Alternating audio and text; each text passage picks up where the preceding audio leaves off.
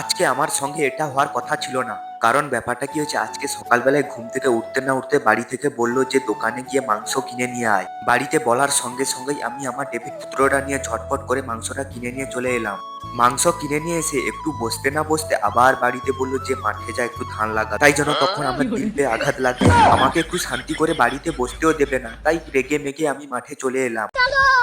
আর মাঠে তো চলে এসেছি, মাঠে তো কিরকম ধান লাগাতে হয় আমি তো জানি না।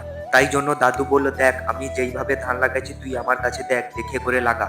A few moments later. আর আজকে দাদুর সঙ্গে দেখে ধান লাগানোর কাজটা আমি শিখেই গেলাম। একটাই গন্ডগোল হয়ে গেছে, গন্ডগোলটা হলো যে আমি যদিও ধান লাগানো শিখলাম কিন্তু আমার লাইনটাই সোজা হচ্ছে না। আর যেরকম করে হোক ধান লাগিয়ে এখন আমি বাড়িতে চলে এসেছি, আর বাড়িতে কষা কষা মাংস হয়ে গেছে। আর বাড়িতে এসে পকাত করে রান্নাঘরে ঢুকে পকাত করে এক পিস মাংস নিয়ে সাজিয়ে দিলাম। আর মাংসটা যা হয়েছে না, পুরো খেতে পুরো ওয়াও লাগছে একদম। আর মাংসটা খাওয়া দাওয়া কমপ্লিট করে এখন আমি স্নান করে চলে এসেছি, আর স্নান করে এখন আমি ভাত খেতে যাবো।